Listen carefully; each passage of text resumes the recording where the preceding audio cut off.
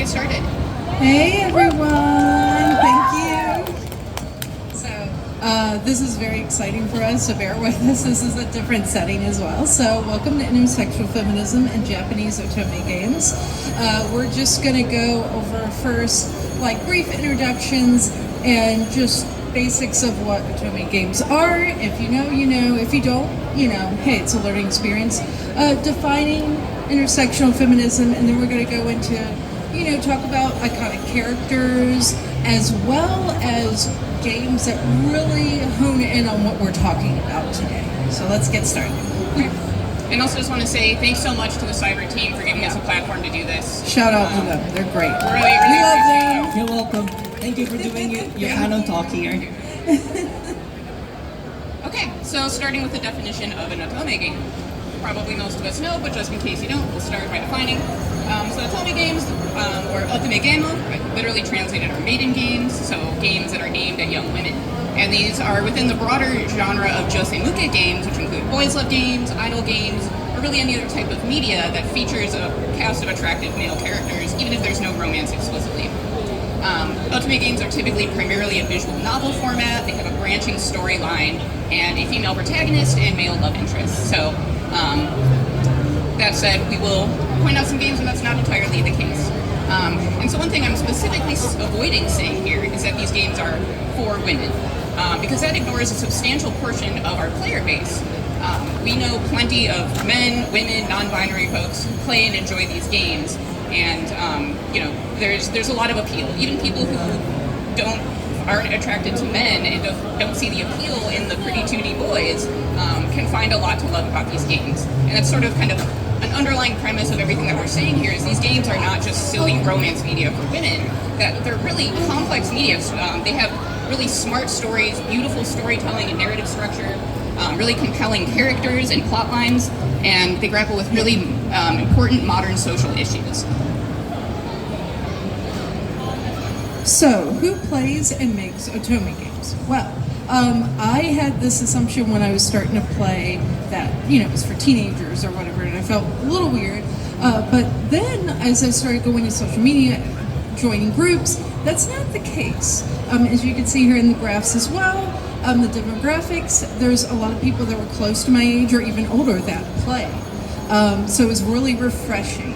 And, you know, diving into this more and more and doing research, I meet more and more people that are like late 20s and above, and actually and this is as well in the Japanese community. And I have made acquaintances with some Japanese players on, you know, social media and stuff, and a lot of them are around my age. They have families, they have their jobs. You know, there's this one woman that I speak with, she has 3 kids, and she's a die-hard fan. She goes to all the Otome parties and what have you, so pretty cool to know. And who makes the games? Well, as you can see, Otome is definitely a powerhouse. So they are the mainstream ones that we all know. But there are other companies as well. And some of them, like Licobits, is fairly new, and they're up and coming. They're starting to make more and more games, as you can see. We're starting to get a little bit of localizations from them as well. Cybert, obviously. Yeah, you guys have been... Thank you for having that, our logo the biggest. Thank you. Just cover the whole string, right? But been around for a bit and been going strong with multiple games. Voltage, obviously. Unix has been coming out with some stuff as well. So yeah, there's more, and I could see in the future more and more companies popping up too. So, your panelists. My name is Hannah. I'm known on socials as Ships Navigator. So you can find me there if you haven't followed me already. I mostly talk about this stuff. I go into other stuff as well. So I want to get started. I got into Otome games like, has it been 8-9 years ago now? My first game was Color Malice. I was actually gifted a Vita. I started in the Vita age. I was gifted a Vita with Color Malice, Nor 9, and Gorillas. I started with Color Malice, and I was just thrown in. I had no idea these games were going to be like this. The story was incredible. It had me in tears.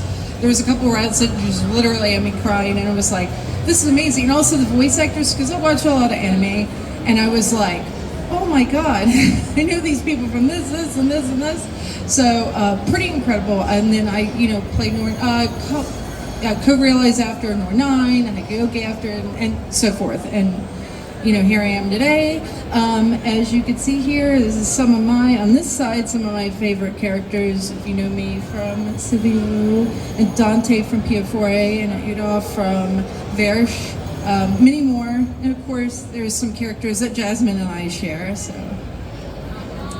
Hi everybody, my name's Jasmine. I've been into anime, manga, Japanese media since I was a kid, but I actually didn't discover Otome games until 2020 when the pandemic happened and I suddenly had a ton of free time. And I wish I discovered them earlier because I was immediately captivated by how complex and dark these storylines could be. That from a distance, they look like they're for young people, like Hannah mentioned, but these are definitely stories meant for adults and with the artistic complexity to match. I tend to like things that are kind of darker, sci-fi, fantasy sort of genre, but I'll really read anything that's got a good story. And I tend to like characters that are sort of morally gray and have this kind of two-faced, bravado or swagger to them that hides how sad and broken they are on the inside, as you can see from my 3 boys underneath. And so Hannah and I became friends over Otome games. And how we spent a lot of time talking about how surprisingly progressive they are, and that deal with a lot of intense feminist concepts. And so we worked really hard over the past few months to put together this presentation that we hope you'll find a little bit entertaining, but also a little thought-provoking too. Okay, some more definitions. Intersectional feminism. So I think we all know what feminism is. But intersectionality is a framework that is applied to and expands upon traditional feminism that examines how other elements of an individual's identity interacts with their experience of feminism. So instead of lumping together all people of the same gender, we're recognizing that different people can sit at the intersection of multiple systems of oppression, and that disentangling these identities from one another is both impossible and a complete oversimplification of one's lived experience. So, applying an intersectional framework to feminism asks you to consider, for example, how feminism might look different for a queer woman versus a straight woman, for a woman of color versus a white woman, for a native-born woman versus an immigrant woman. Same comparison, but pick your favorite off the list on the screen. Examining how the context in which you were raised and the setting in which you exist impacts your experience of feminism. And so sort of a first category that we can examine is how is feminism different for a Japanese woman versus an American woman? Text is cut off a little bit, but kind of first topic is how appropriate is it to take this intersectional framework and apply it across national borders? Kind of before we really get into it, kind of want to point out this mindset that it's 2026. I personally live in a very socially liberal part of California. And when I am consuming media, I expect to see more than just commentary and representation. I want to see, nuanced and critical commentary. I want to see authentic characters, non-stereotyped. I want to see a piece of media where the believed characters are part of minority groups. I want to see characters where, the fact that they're part of some underrepresented group is not the sole focus of their identity, but just one part of many. That's how I'm approaching Western media. But I do think it's important to remember that the games we're talking about today are made by Japanese people and for a Japanese audience. We are not the target audience, actually. And that viewing these games through our biased Western lens is neither productive nor fair. That Japan has an extremely different history as a nation. They have different historical systems of oppression than we do here in the US. And that means that Japanese creators have a different focus area and different approaches for how they use art and media to address complex social issues and talk about progressing politics. And so as just a very general rule, Japanese culture, mainstream Japanese culture, is much more conservative than it is here in the US. There's a large emphasis on fitting in, not rocking the boat, not causing trouble for others. Women are still fighting for rights in the workplace, rights in the home. There's all sorts of issues surrounding, race and immigration, and it's very different from race and immigration in the U.S., which we all know a ton about. But they have their own, historical isolationist policies that have led to a very heterogeneous culture. that changes how they view these issues and how they talk about them. So there's a lot of different things to consider when you're consuming Japanese media, but these issues are all human issues, and you can always find some thread of commonality and interest between them, even if they're a little bit different. So with all that in mind, I encourage everyone to view the games that we're talking about today, and just in general when you're playing Otome games or consuming Japanese media, to look at them kind of with the mindset of consideration and curiosity. That look at the media that you're consuming within the culturally relevant context and examine the power and the progress that it represents to the people that it's meant for. Okay, so said my piece, getting off my soapbox. Hannah, take it away. So, despite their popular perception as silly romance games for straight women, Japanese Otome games are an undervalued form of intersectional feminism media. They really are.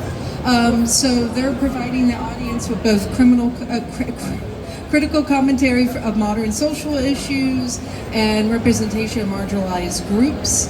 And even though these are made for women, they're for everyone. Really, they are. My boyfriend plays some of them, and he really enjoys them. We actually just recently played the Birushana Fan Desk together and had a great time. And so, yeah, it was great. It's for anyone. The stories are very complex, and I just recommend if you're never played one or thinking about it, don't be ashamed. Delve into it. So, a few disclaimers. This panel focuses on mainstream Japanese games from major publishers, and there are a ton of mainstream Chinese and other Eastern and even Western games that fit this theme well.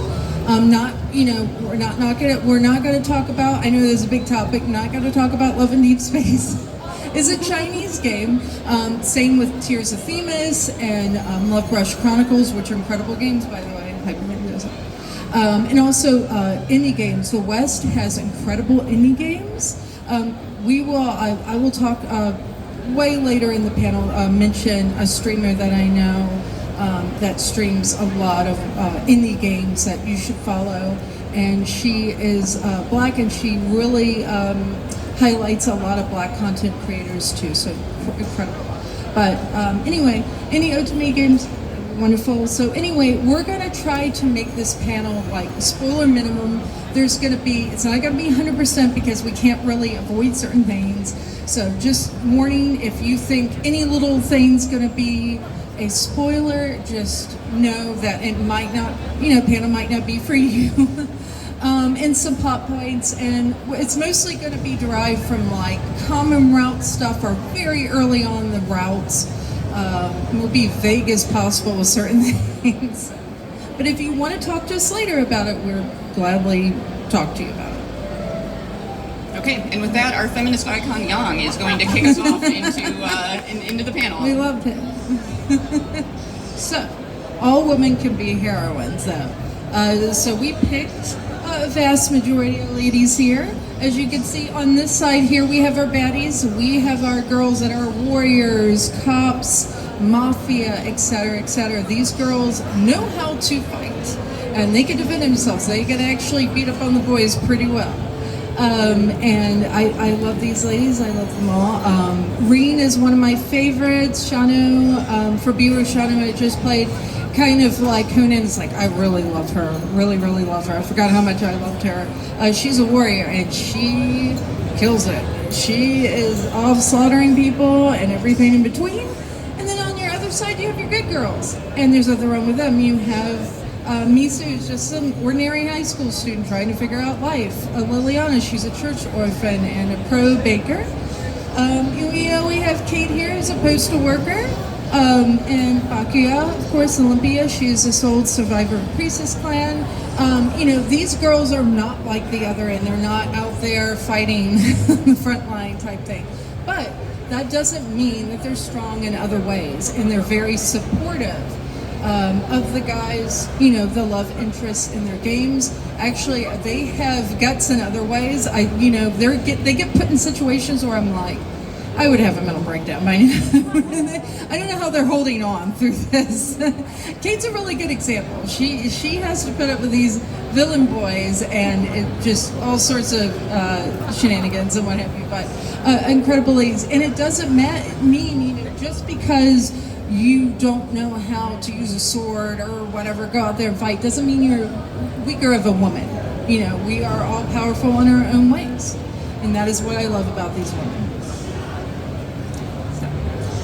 Only some men are wolves. So, as you can see here are our wolves.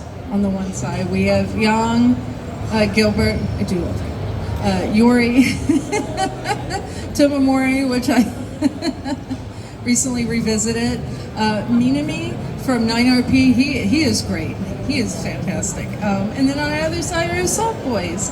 But talk about some of the men of wolves. This is pretty much the section of feminist icons, right? You can fix them. They do all sorts of terrible things, especially Yang and Yori in particular. I think, in my opinion, Yori is the worst of them all here. But yeah, these guys they do things and stuff. But hey.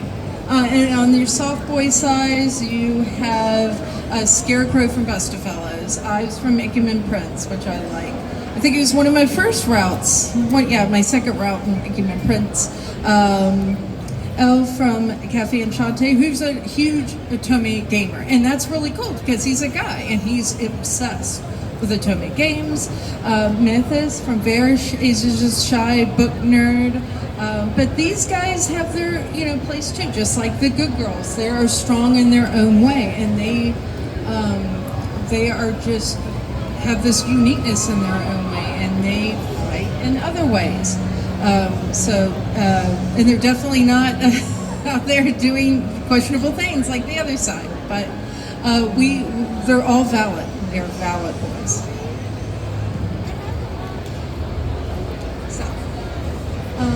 But women can be villainous too. So these two games are a great example of they have women in there, more than one maybe, that are pretty horrible. And this can be, just from, just jealousy, trauma, or just flat out pure hate. There's various reasons why.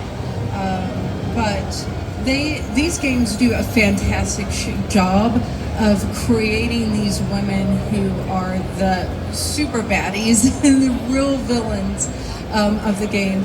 Mistonia's Hope in particular, I really loved how they created their villains, their female villainesses. They're just incredible. And if you have not played this game, I highly recommend it. On another note, the thing with our MC here is she was wronged by the queen, and she has been out her whole life trying to get revenge on the queen. So she is like murder's rage after her. So it's this really interesting dynamic throughout that, and it makes her very unique MC too, which we don't see often. Just like revenge, revenge, revenge. That's all I care about type thing. So really cool, and I actually like some of these villainesses, and I kind of, after a while, you kind of feel sorry for them, and you start to see why they are. Okay, next we're going to take a bit of a deep dive into the game Tengoku Struggle Stray Side. This came out in English in April 2024, and it takes place kind of within the context of Buddhist hell. So the story begins when a group of prisoners escapes from Buddhist hell to Earth to go and make trouble, and a team is sent to go retrieve them. So this team is led by our protagonist, Rin Enma, who is a serious baddie, and she is the adopted daughter of the King of Hell. She's given this team of 4 guys who are supposed to be these really, really bad prisoners in Buddhist hell to go out and retrieve the escapees in the real world before they make any trouble. And so what's really interesting about this story is that the 4 main love interests you see here are all based on real Japanese historical figures. And these guys died in their own time period, but then have been living in Buddhist hell getting tortured for the sins of their lives ever since.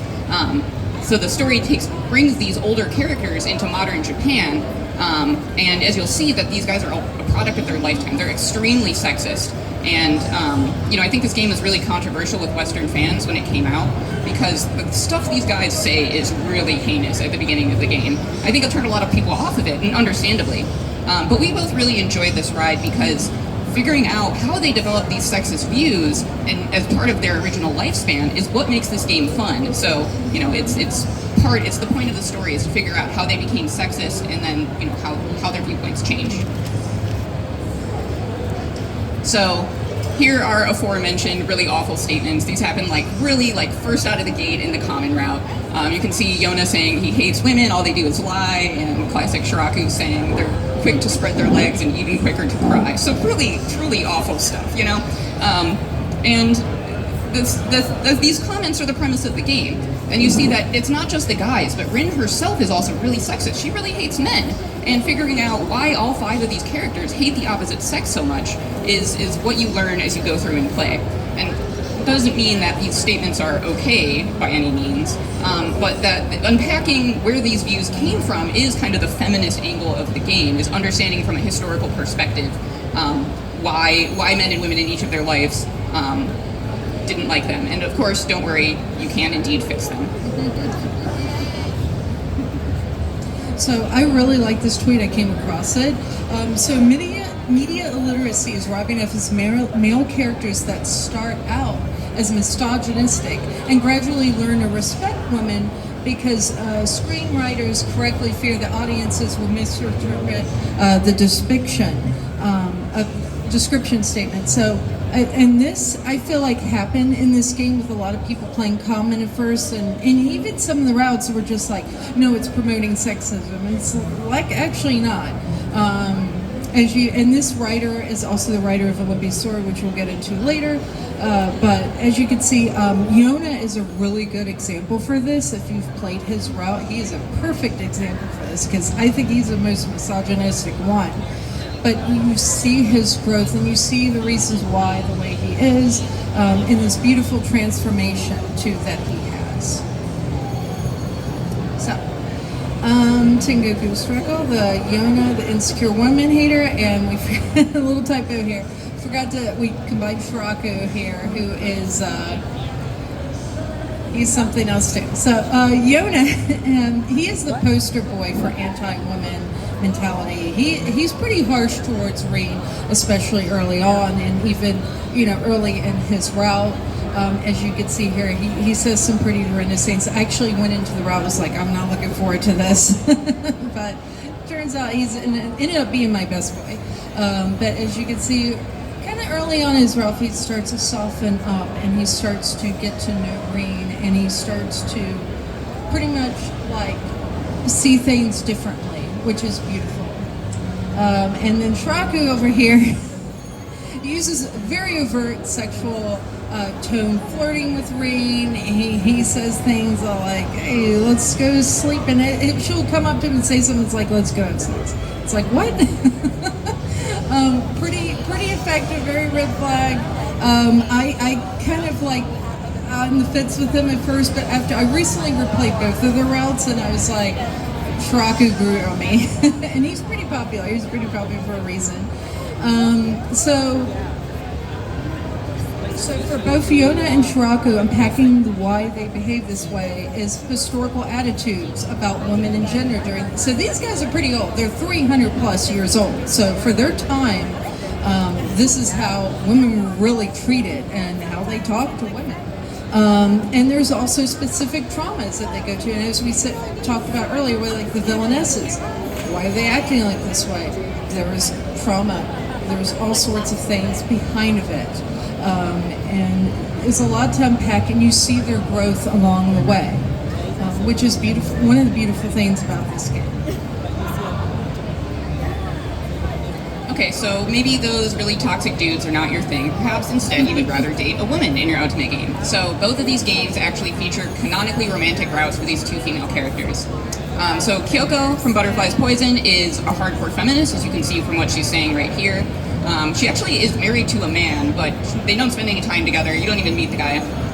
She actually just runs around spending her money, having fun, buying whatever pretty thing catches her eye. And let's just say the protagonist of the game is very pretty. On the right, we have Sally from Disparadrops.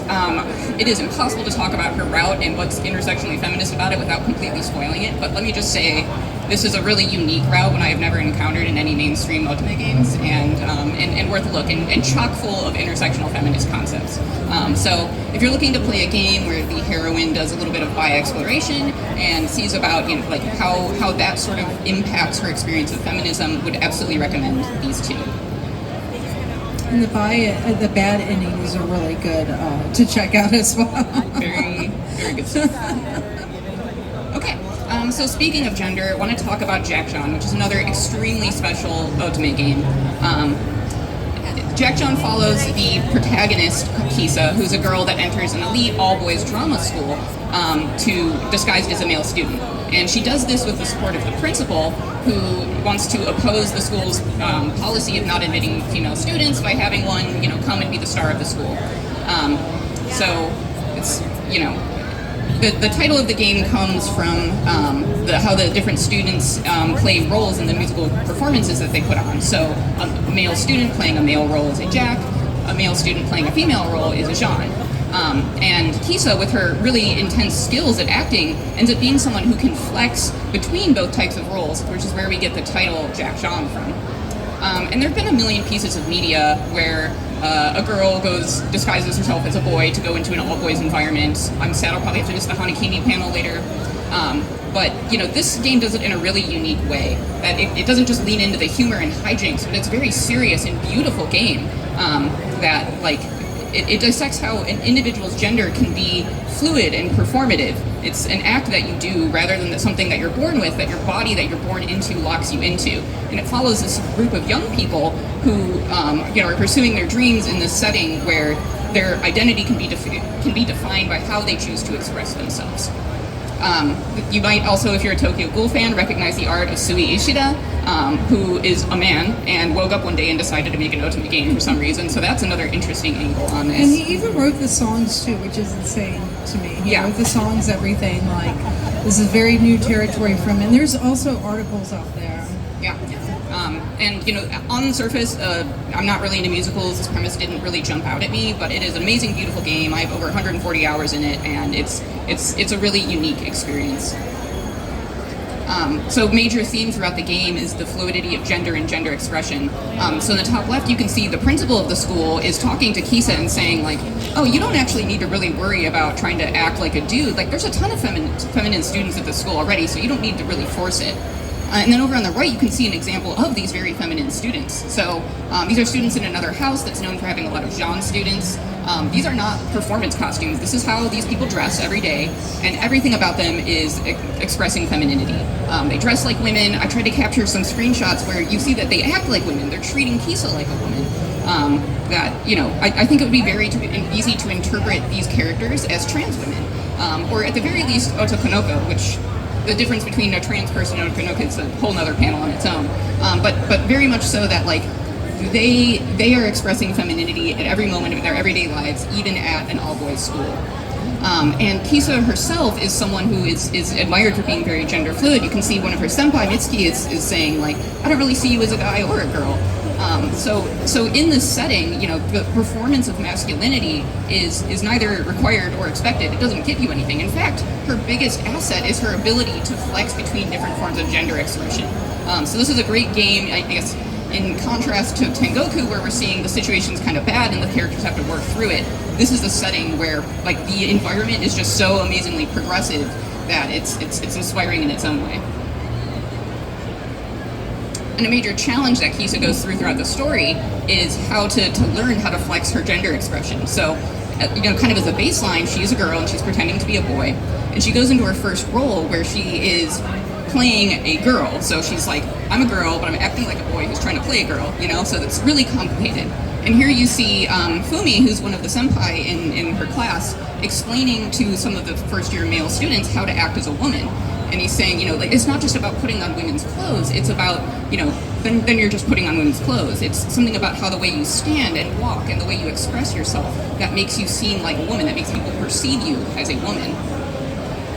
Later on, in her second role, she goes on to play a male role. So now she's a girl who's playing a boy who's a girl, And here's another one of her senpai, you know, who's talking her down. She's looking at herself in the mirror and saying, when I look at myself, I see a woman, I don't see a man. And he's saying, that's not, what you look like is not about that. You are your character, and the way you express the masculinity is using small movements, small voice. You are the person that you are playing in this role, and it has nothing to do with what your body looks like. It's a really powerful statement and a lot of really beautiful commentary on gender and self-expression throughout this game. So I really encourage you all to check it out. So, Otome games with protagonist gender bending. Biru Shana I talked a little bit about earlier. Shanu here is pretty much, she is supposed to be, she's being raised as the head of the Genki clan, and she has to hide her identity. She has to dress as a man, train as a man, etc., etc. So she, it's a little bit different situation. I kind of did a little bit of research on this, where actually at one point there's some evidence out there were female warriors that existed, what have you, but to be a leader of the clan, obviously you needed to be, you know, male. So they, all of her life she has to go around and pretending to be a male. And Hakioki, our female lead, she has to go find her dad, and she pretty much pretends to be a male because obviously if you're a lone female out there traveling, horrible things can happen. And she ends up with a group, and so she has to pretend to be a male to protect herself. So we do see it sometimes, mostly in historical fantasy type settings. And then Otome games with queer characters. We have, from Charade Maniacs, we have Ayochi, and who is non-binary. And I really like this because a lot of the guys in the house are like, what are you? Who are you? And questions Ayochi all the time. And I love the way Ayochi just pretty much like brushes it off and just kind of like doesn't answer them, gives them a vague answer. And it's kind of like, you know, one of those things like, I don't owe you anything type deal. I thought they did an incredible job with their route, especially with the MC. That was great. Their chemistry and connection was very great, and it was beautifully handled. Another queer character that we're seeing is in Estonia's Hope, and this is Evelyn, who is a side character and plays sort of the best friend to the protagonist. This quote was very small, just mentioned in passing, but I found it really impactful. The scene is one of the guys, one of the love interests, comes up to flirt with her, and she says like, "Oh no, but please don't flirt with me. You know, like I don't really want to date a real man. I just enjoy experiencing romance and stories." And this reads as such an aromantic, maybe aro-a spectrum kind of statement. And so though she's a side character, I see this as a really good example of how Otome game creators are finding ways to introduce representative characters into their media. That of course you're not going to have an ARA, lead character, because that wouldn't really make sense for a romance game, right? But there are a lot of ARA people who play Otome games and feel exactly the same way that Evelyn does here. And so I see this happen a lot in BL media, where you'll see kind of a token Fujoshi character introduced as a proxy for the reader to find themselves inserted into a story where they're not part of the actual demographic. And if any of you went to the Cherry Magic panel on Thursday, you heard Toyota Sensei said Fujisaki, the Fujoshi character that she included, was exactly this, is that she heard her fans say, wow, I wish I could be part of this universe. And this was one way to make her fans feel included in a setting where they can't be the protagonist. So this was such a small scene, but I found it a really beautiful way to insert just a little bit of social progress into an otherwise, very heterosexual romance game. I forgot to mention, Iochi is actually voiced by a very famous female seiyuu who's in Sailor Moon, Evangelion, Jujutsu Kaisen is Yuta, so that's pretty cool too. Also, is female seiyuu playing non-binary, even a male sometimes in a Otome game. Okay, our next deep dive, Olympia Soiree. Obviously, Hannah and I are fans, as we're cosplaying the leads, and I would consider this my favorite Otome game because of how well it hits on all the themes and topics that we're going to talk about today. So it was brought to English by Access Games in September 2021. And the story focuses on our heroine, Olympia, who is the sole survivor of this white priestess clan. And so her entire clan was wiped out when she was a child, and therefore she's the only person alive who can perform this ritual that's needed to make the sun shine in this universe. And so because she's had this unique and important power, she's been living in isolation since she's 5 years old. So the game begins on her 18th birthday, where she's told she needs to find a husband and make more white priestess babies, so that the world doesn't fall into eternal darkness. So a lot of pressure, and also kind of a messed up premise that an 18-year-old needs to go out and get cracking on the baby making. But she is actually interested in dating. She's a teenage girl. She likes boys. She's definitely interested in dating and just in general finding camaraderie after a lifetime of isolation. But that isolation has also made her extremely naive, even more so than the average teenage girl. She doesn't understand what's going on, and so she sets out on this coming-of-age journey to find not just procreation, but companionship. But as she quickly learns, the society she lives in is controlled by this very rigid class structure, and people at every layer of this caste system are trapped by strict social obligations. And as you'll see, it is very clearly an allegory for the correlation between race and class. But through Olympia's unique privilege of being this priestess class, she's able to touch on all the different areas of her society and get to know people, and try to use her position of privilege to enact change. So, Crayoleifying race and class. So, pretty much think of the color wheel, and this is what we got. So you have your primary colors: blue, yellow, and red. These are pretty much the most powerful. They have the most privilege. They actually have a say in what goes on and everything in between rules and stuff. There's some other factors, but they do have a lot of say. Very rigid social rules. Very, very rigid. Pretty awful. You're pretty constrained there. And then you have your secondary colors, which are the middle class. But they still have some privileges and what have you. You can see the colors here. They pretty much comfortable lives. And they are very discriminatory as well towards those of the lower. As you can see here, the Versailles, the lower class, they live in the Yomi. They are stuck living in the Yumi, where they don't get to see the light of day. They have to live there until they die, practically. And it's pretty horrible because they're considered ugly colors.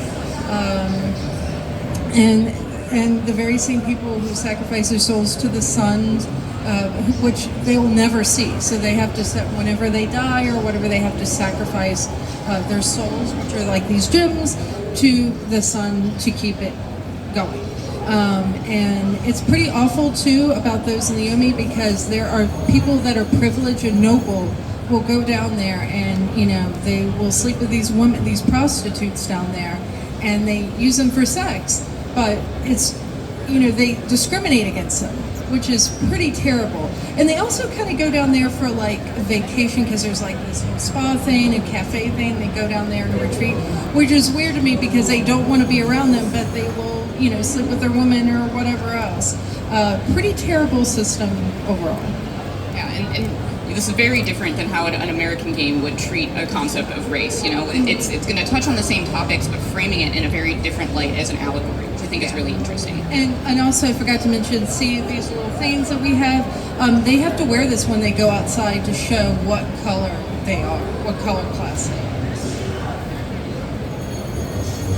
So, kind of overall, broadly, the themes of Olympia's array are the ideas of fighting for change in society despite adversity. So Olympia sets out on her coming-of-age journey, and she immediately notices that things are bad here. So she's talking to Kuroba on the left here. She expresses, hey, this system seems really messed up. And he says, okay, sure, you saw something was wrong. You want to do something about it. You want to make a change, but that's not acceptable here. That's not how our society works. And she's frustrated. On the right, she's talking to Akaza, and Akaza himself is a major leader on this island, but he's not able to just, flip the switch and make a change either. He's saying it's going to be really hard to uproot the ingrained discrimination that we see, but it's good to doubt, and nothing's going to change unless you think about it and you act on it. So really, throughout the whole story, the idea is that, the conflict is the people, the protagonists against this backwards, anti-progressive society. That there's this caste system that is especially cruel to women, and all the characters in the cast, well, not all of them, but the ones we like, are fighting hard to destroy this crooked system, to break it down despite being enmeshed in it themselves. So, as Olympia sets out, she's recognizing injustice. She's being explained what Yomi is. It's this underground, lower-class area where criminals and those of unsightly colors go, that children who are born as failures, color failures, effectively mixed-race people, are sent to an orphanage to go live underground. And she's horrified, She is saying, like, okay, people who are criminals get sent underground. That doesn't mean they should never be able to see their family just because they committed a crime. Or, we may all have unusual colors, but nothing is disgusting. No one deserves to live underground. She's horrified, and understandably so. But so she's got all the right ideas. She's immediately like, yes, we need to do something about this. But then she runs into some children in Yomi who actually have a really negative reaction to her. So the blue-haired boy, Heidi, is saying, stop talking to us, leave us alone. Like, how dare you come down here and insult us by thinking that you know our situation. Friends, stay away from her because, she's out for trouble. Don't talk to us again. So despite her having really good intentions and trying really hard, just having this plucky attitude and trying to do the right thing isn't enough to uproot that ingrained discrimination, the prejudice that, like, seeps through all of society, which I think is a very real thing that happens all over the world.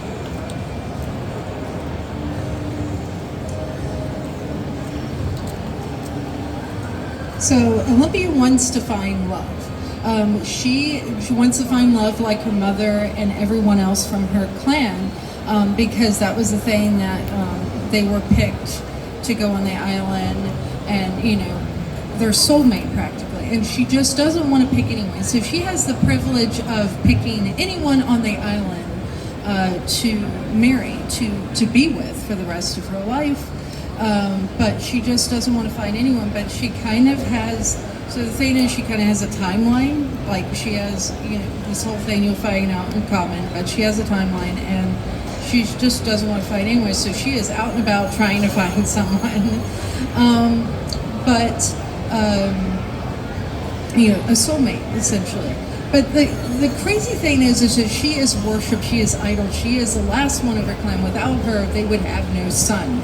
However, like, people flat out say terrible things to her face or like behind her back. Like she'll be out having lunch and they'll whisper things about her behind her back where she can hear them.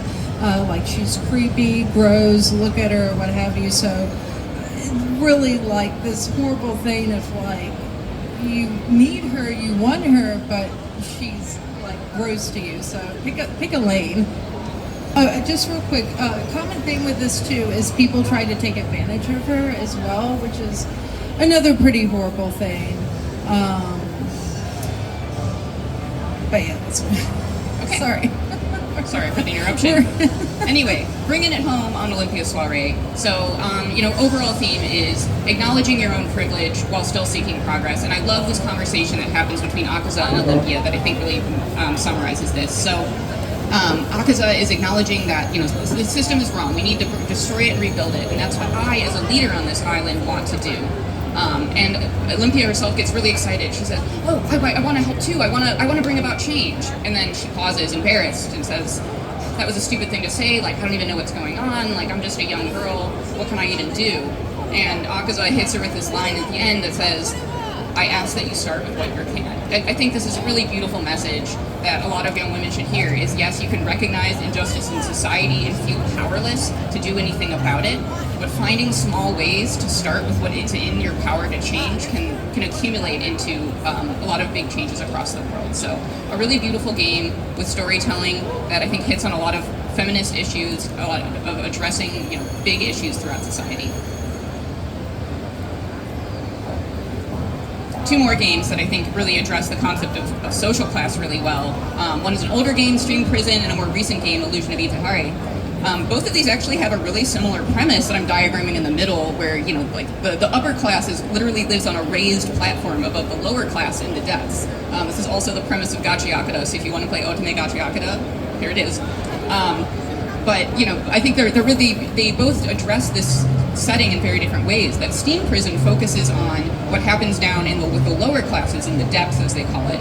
And you can see Saxon Brandenburg, who is sort of like the head policeman of this area, saying some really lovely things like, "I'm the law here, you're garbage, if you rebel against me, I'll hunt you down and slit your throat."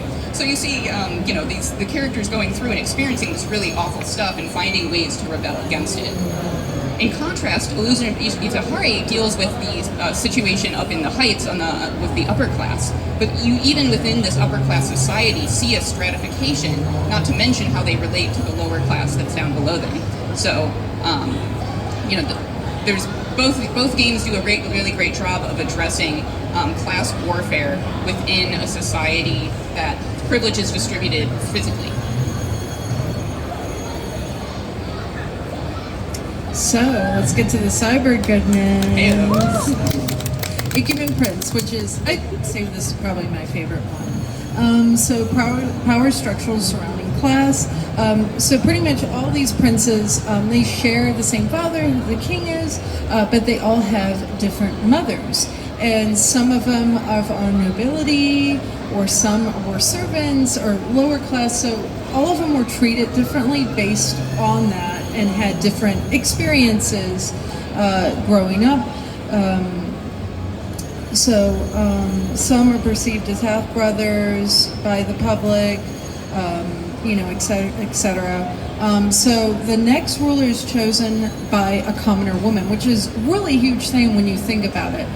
She is just living her life, working at a bookstore, and then all of a sudden you're like, I choose you, Pikachu. It's like you've got to choose who the next king is, which is a big thing. Each route has its different things. You find out about the particular prince in question. There's also other princes that are outside that, which lead to really interesting stories as well. And we have some new princes coming up. He's died, and they have to be, she has to choose amongst the 9 sons, so she goes around with them, getting to know them, and what have you, and she is a pure heart. They chose her because she is a pure heart, though.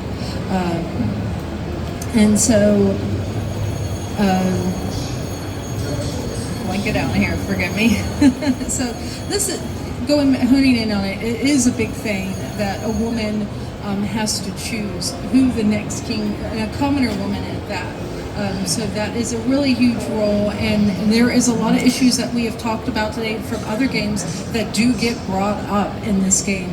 Social class is one of the biggest things, and I love how they mix those serious topics in, but also, yes, there's some spice to it as well. So if you're looking for a mix of both, and look at them, they're all pretty. It's the villain boys, but they're all pretty. And of course, along a similar line, Ikemen Villains is a great game as well, and does a lot to dissect issues of justice in a society where there's a lot of inequality. So as we all know, these villains are, they're part of the secret vigilante group, and they have these mysterious powers that they use to enact justice, but, they're trying to solve this overarching mystery surrounding human trafficking of the poor and of orphans. So it's kind of crazy when you hear this as a premise, that why are these guys villains? This sounds like an obviously noble deed. But a lot of these guys feel very conflicted about the fact that they're using their powers to hurt people. That they don't like killing, and they feel really uncomfortable with it. So there's a lot of themes about, what does it mean to be a good person, to be a just person? Is violence okay if it's done in defense of the weak? And you can see a lot of these guys really beat themselves up about it. The statement from William up here saying that he hopes he dies so painfully because he feels such guilt over what he does to hurt people, even though he does it for an obviously righteous cause. He feels a lot of complexity around, doing bad things. The ends justifying the means, and what does that mean? Is that okay? And a lot of the villains themselves come from disadvantaged backgrounds themselves. So they are people who lived underfoot of society, are the type of people who have been or would have been saved in their own scenario. My best boy Alphonse there, kind of calling out that there are a lot of sad people in the world, and you can pity them and you can want to help them, but sometimes you're also one of them. So unpacking kind of how the traumas they experienced in their life led to them having this job and the lifestyle where they feel complicated about their complex moral system that they defend the weak, but they feel guilt about hurting others. I think is what makes this game really interesting and special.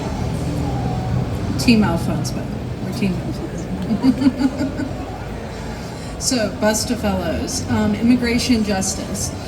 This game really centers around immigration quite a bit. It is in a fictional city in the U.S., New Sig, which is New York City-ish, right?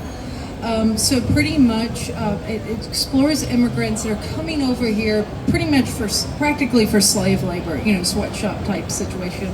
They are treated terribly. They are living in the worst parts of, the city, barely getting by type situation. And I want to say that the immigrants in question are more European, which is a bit different from what's going on actually in the United States, because it's mostly, we all know about the border, Latin America, people of color unfortunately are getting heavily discriminated against, pretty heavy topics, but they do kind of explore that in a different way, of course. And so Tetua here, who is our main character, she says some things. She's pretty ignorant. She has really no knowledge, and she says some stuff which, came off to some people as like, well, she's flat out racist. Well, you figure out in the game she's pretty ignorant of what's going on. But as the game goes and she starts to get to know people more and experience these things, as you can see, she actually wants to try to fix it. She was like, this is pretty terrible. What's going on, it needs to stop. And so we have Limbo here. Limbo here is, a cricket lawyer. He actually goes out and he wants to help these immigrants that are being, because immigrants, they don't have money for an attorney, like the wealthy. They can't just go out and say, here's money, represent me. So he helps these folks that are being treated unjustly and helping them out. And he's considered a cricket lawyer. So he, he's doing what he can to make a change, make a positive change and help these people out. If you haven't played this, it is an incredible game, really deep-rooted. There's a lot of trigger warnings about that, like the games we've talked about today, but incredible game about immigration and justice. And Busta Fellows 2, actually, we have some of the side characters are from Mexico, and it delves into some of that, a little bit more of what's kind of going on today, just a little bit, but it's really cool to see in a Japanese game, in an American setting, that there's a lot of things that are quite relatable, what's going on here in the United States. Another thing worth mentioning about Busta Fellows is it's really amazing, quiet representation of people outside the gender binary. So I'm in this slide, I'm quoting a Reddit post that honestly I was going to summarize it, but this person phrased it so fantastically that I think it's worth just quoting directly, that they called it a nuanced and refreshing portrayal of both trans femininity and queer love. So in the game, it's never once directly stated, but it is heavily, heavily implied that Carmen on the left is a trans woman, and Luca on the right is romantically interested in Teuta, and therefore likely a lesbian. There's also another character that is almost definitely non-binary, but it's a spoiler, so I won't mention who. But if you know, you know. And so, they do a really good job of dealing with these characters. They don't make it their personality, they don't even say it explicitly. And here's where I want to read some excerpts from this Reddit post that I thought was really beautiful.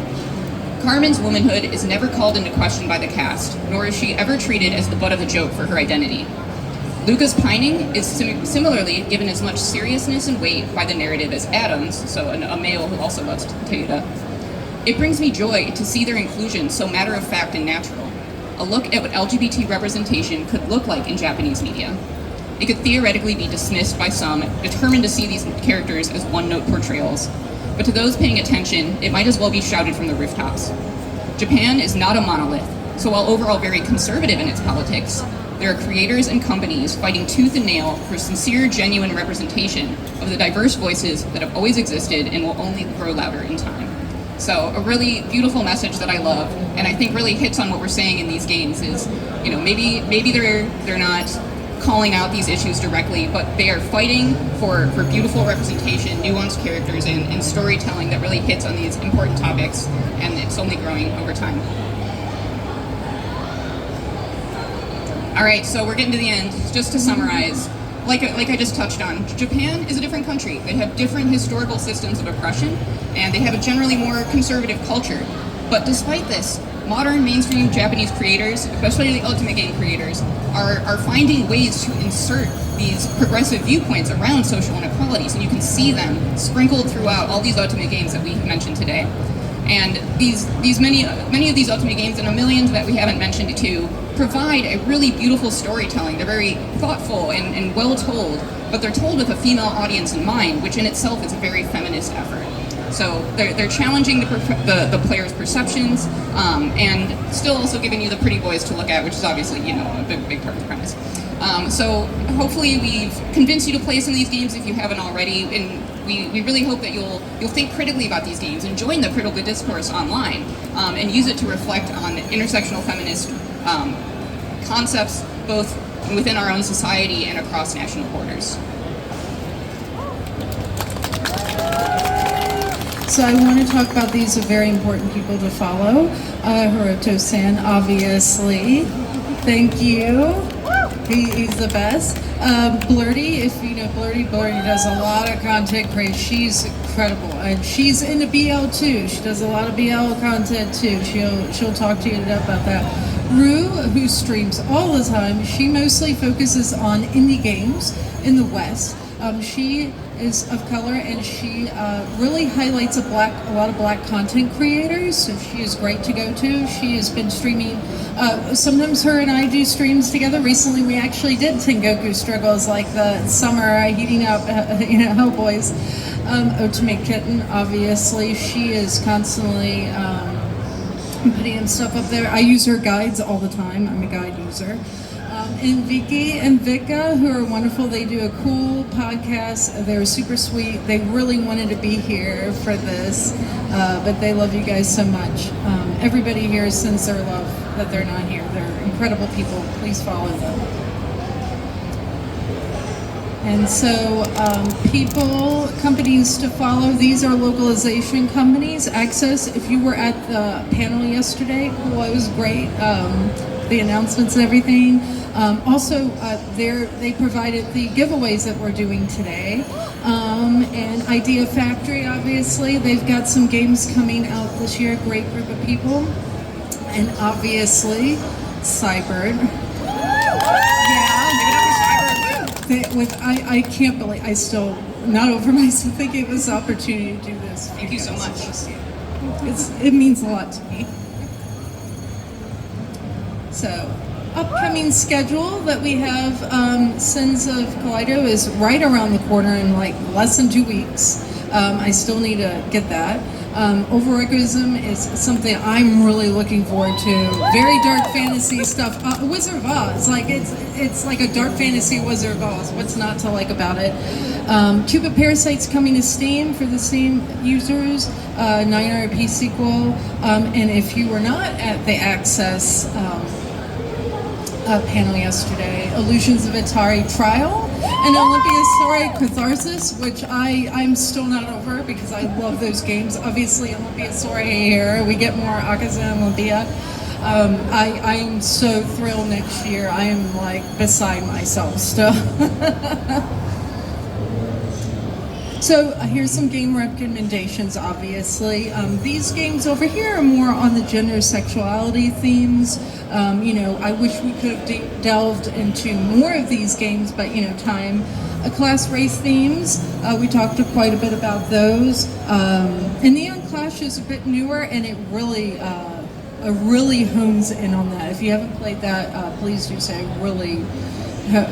Really delves into that greatly. Crow's a really cool heroine. Yeah, she's great. Okay, and we've officially reached the bad end. Nope, no, I'm just kidding. It's time for our giveaway. Okay, so we have these three games that we'll be giving away: Otome Daoshi, Illusion of Itahari, and Estonia's Hope. All three great games that really hit on a lot of the topics that we have here today. And so the way we wanted to give these away was through a little bit of trivia. Were you actually paying attention, or do you pay attention to the internet? Because hopefully the answers are out there too. Okay, so I'll say the question, and then I'm going to ask you to put up your hands, and I will pick someone in hopefully a non-biased way. Sound good? Okay. All right. First question: who is the artist for the game Jackson? Saw you first. That's correct, Sui Ishida. All right, come pick which game you want. Pick one for me.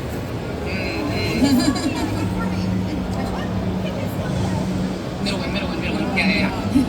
And also, I want to say, if you have this game, you play it already, gift it to a friend or something. Spread the love. Okay, next question. What is the name of the underground district where the lower class lives in Olympia Soiree? Yomi, nice. Yeah, fast. That was so fast. You're making this easy. Okay, you guys paid attention. I'm so happy. Hey, Jeffrey.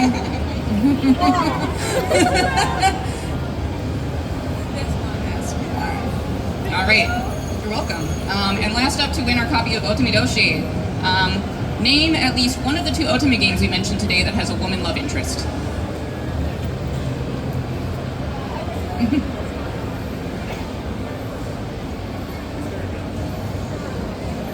Is it right? Yeah, okay, cool. The mask, it's not projecting, I'm sorry. But I trust you. Okay, yeah. Would you like it to be passed along? Yeah, let's pass it. Let's pass it Or down. maybe easier. Yeah, I'm gonna do another one. Access was very generous with the giving away games. And also, I know we didn't mention Otome Daoshi, but it's actually a cute, it's not too long, under 30 hours, but it's pretty fun, and I love the MC because you don't really get a lot of MCs who are boy crazy, and she's super cute about it. But she's a fighter too. It's cute. She's very girly, but she's a strong chick. So I love it. It's a really cute game. I think it's underrated. So this question is like, who remembers? Now, I know we showed a slide earlier with our favorites very early on. There was the one side with my favorites and one side with Jasmine's, and of course in the middle. So who, name one character, raise your hand when I say it, name one character that is one of my faves. Yes. Yay. Nice. Alphonse, we're good.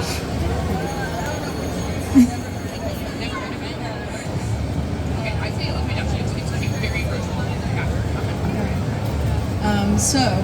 Name one character that both Jasmine and I share. Yeah, Nailed it. Tiberi Nice. from Illusions. And it was funny in the panel yesterday, we were like, Justice for Tiberi. We want him to have a really, really good route in the sequel. So, last one is, name one of Jasmine's characters. Nicola! Nailed it, yes. Oh, that was I didn't see that first. But thank you guys so much for joining us, and thank you for this cyber group. I can't thank you enough. I'm beside myself. Thank you all so much for listening. We're really happy to be here, and thanks for your attention.